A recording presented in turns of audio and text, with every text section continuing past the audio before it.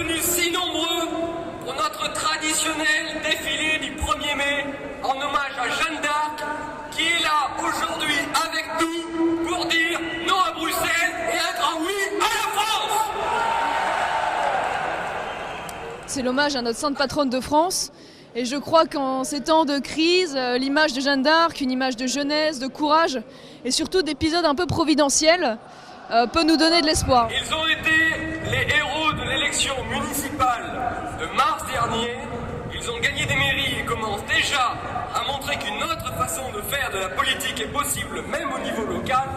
J'appelle les maires du Front National Rassemblement Bleu. On est très heureux d'être mis à l'honneur de ce 1er mai. C'est une belle récompense que nous ont faite les électeurs en nous plaçant à la mairie au scrutin majoritaire. On est très fiers de ça. Et puis la moindre des choses, c'est d'honorer le Front National, les travailleurs et Jeanne d'Arc en ce 1er mai et à quelques jours du premier tour des européennes où on espère passer de 3 députés à au moins 20 voire 25 ou plus. Et d'abord, j'appelle le secrétaire général du Front National, maire d'Hénin-Beaumont élu au premier tour, Steve Briouat. C'est un défilé assez chargé d'émotions puisque j'ai participé à 25 autres défilés en tant que militant. Nous avons bien commencé le mandat puisque nous avons réussi en quelques semaines à voter un budget en équilibre et dans ce budget il y avait une baisse de 10% de la taxe d'habitation. Donc nous avons réussi à mettre en place et à tenir nos promesses et engagements. J'appelle maintenant le maire du 7e arrondissement de Marseille, Stéphane Ravier.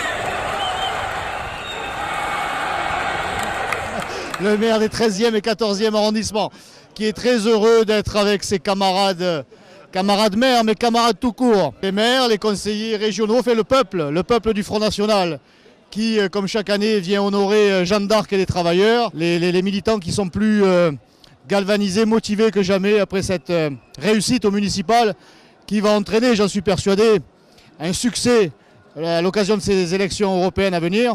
Et puis, bon, chaque chose en son temps. Nous travaillons déjà pour qu'en 2017, la victoire suprême soit obtenue et voilà, qui servira à la France et les Français d'abord. Formidable pour nous, puisque c'est la démonstration que nous sommes capables de gagner un certain nombre de batailles électorales. C'est la démonstration que nous sommes tous là pour soutenir Marine dans le cadre de ces élections européennes qui vont être fondamentales pour notre pays.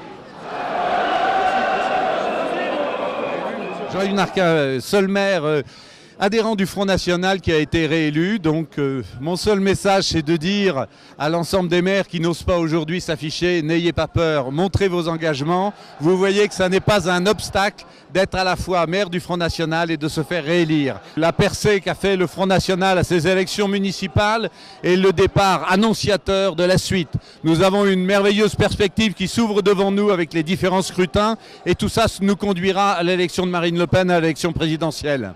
1er mai est extrêmement symbolique depuis des dizaines d'années pour le Front National, la fête de Jeanne d'Arc et surtout la défense de la France puisqu'elle a été la première à montrer la voie. Et le Front National aujourd'hui prend la suite pour défendre la patrie qui est menacée par l'Union européenne de Bruxelles, menacée par les nouveaux traités qui vont se mettre en place si rien ne s'oppose à ça. Et c'est pour ça que nous sommes présents ici. Un signe d'espoir très fort que rien n'est jamais perdu en France. Ensuite, c'est la fête de notre identité nationale, de notre souveraineté que nous voulons recouvrer face aux traités européens qui sont destructeurs de notre identité, de notre économie et qui favorisent une immigration de masse.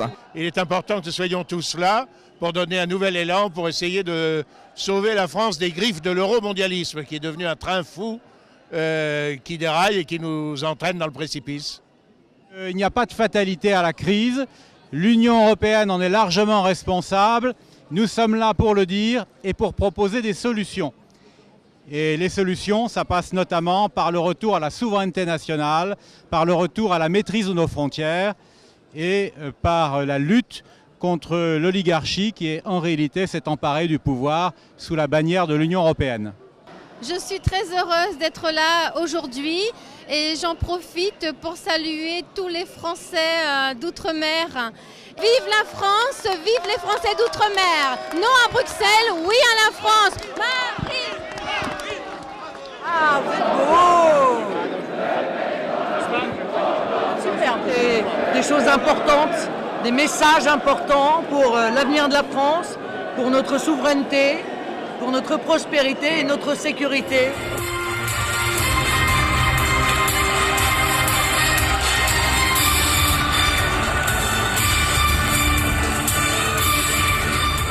À vous, les plus conscients des patriotes, à vous qui êtes ici pour dire que la France est immortelle, qu'elle n'est pas une idée du passé, mais au contraire, malgré tout ce que ces beaux messieurs disent partout, qu'elle est une réalité vivante, une réalité essentielle, une réalité de chair et de sang, puisqu'elle s'incarne en vous, qui êtes ici, et en tous ceux qui croient en la France.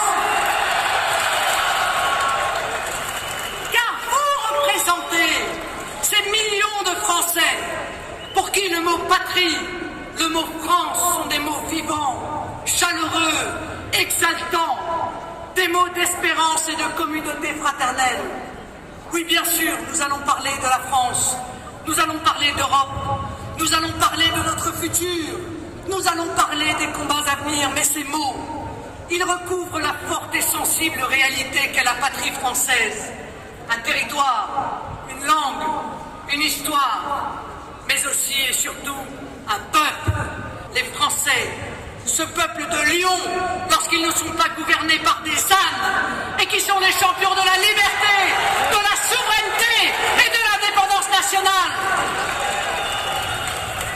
Si le peuple français nous place en tête le 25 mai prochain, le président de la République ne pourra pas ignorer le rejet de la construction européenne qui se sera exprimé.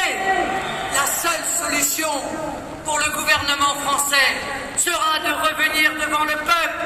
La seule solution sera la dissolution de l'Assemblée nationale. La seule solution sera de nouvelles élections législatives et donc le moyen de changer radicalement la politique nationale. Mes amis, nous avons 3 semaines pour convaincre les Français. Ne perdons pas de temps pour ne pas perdre une seule voix. Notre combat est grand.